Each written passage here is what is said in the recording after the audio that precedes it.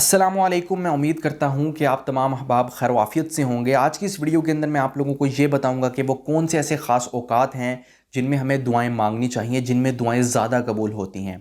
वैसे तो अल्लाह ताला इस बात पर कादिर हैं कि वो कभी भी इंसान की दुआ सुन सकते हैं, उसको कबूल कर सकते हैं।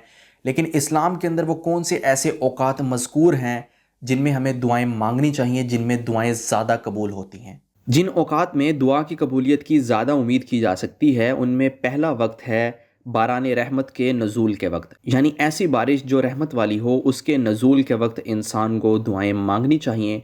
उस वक्त दुआएं कबूल होती हैं। दूसरा वो वक्त है जब अज़ान हो रही हो। जब अज़ान हो रही होती है तो इंसान को उस वक्त भी दुआएं मांगनी चाहिए। अलबत्ता अगर इंसान अज़ान का जवाब देने में मसरूफ़ हो तो जब अज़ान ख़त्म हो जाए तो उसके बाद भी इंसान दुआएं मांग सकता है। सफ़र की हालत में भी दुआएं कबूल होती हैं। जब इंसान सफ़र में निकले तो उसको चाहिए कि ज़्यादा से ज़्यादा दुआएं मांगे और अल्लाह ताला का ज़िक्र अज़कार करे। बीमारी की हालत में भी दुआएं कबूल होती हैं। जब इंसान बीमार होता है तो अल्लाह ताला की ज़ात उसके गुनाह माफ़ करती है और उसकी दुआओं को भी कबूल फरमाती है। फ़र्ज़ नमाज़ों के बाद भी दुआएं कबूल होती हैं। फ़र्ज़ नमाज़ें जैसे कि फ़जर, ज़ोहर, असर, मगरिब, इशा।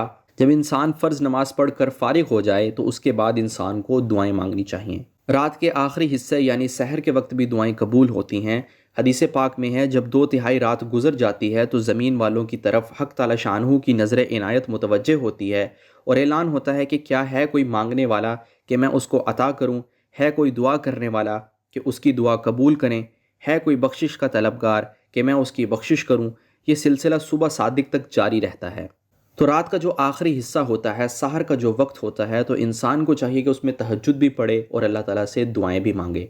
रोज़ेदार की इफ्तार के वक्त भी दुआ कबूल होती है। जब इंसान सुबह से लेकर शाम तक भूखा प्यासा रहता है तो अल्लाह ताला की ज़ात उस पर मेहरबान और शफीक होती है, तो उसको चाहिए कि जितनी हो सकता है दुआएं मांगे।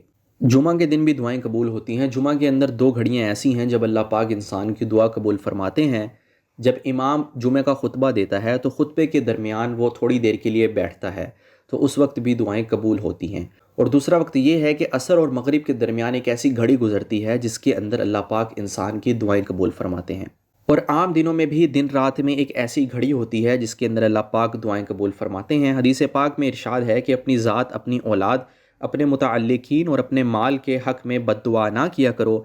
दिन रात में एक घड़ी ऐसी आती है कि जिसमें जो दुआ की जाए वो कबूल होती है। ऐसा ना हो कि तुम्हारी बद्दुआ भी उसी घड़ी में कबूल हो जाए। परेशानी और मुसीबत के वक्त भी इंसान की दुआएं कबूल होती हैं। इंसान को चाहिए कि परेशानी के वक्त में अल्लाह ताला की नाशुक्री से बचे और सब्र व तहम्मुल से काम ले और अल्लाह ताला से ज़्यादा दुआएं करे। तो ये हैं वो औकात जिनमें अल्लाह ताला इंसान की दुआएं ज़्यादा कबूल करते हैं। तो इन औकात को हमें कीमती बनाना चाहिए और इनमें ज़्यादा से ज़्यादा दुआ करनी चाहिए।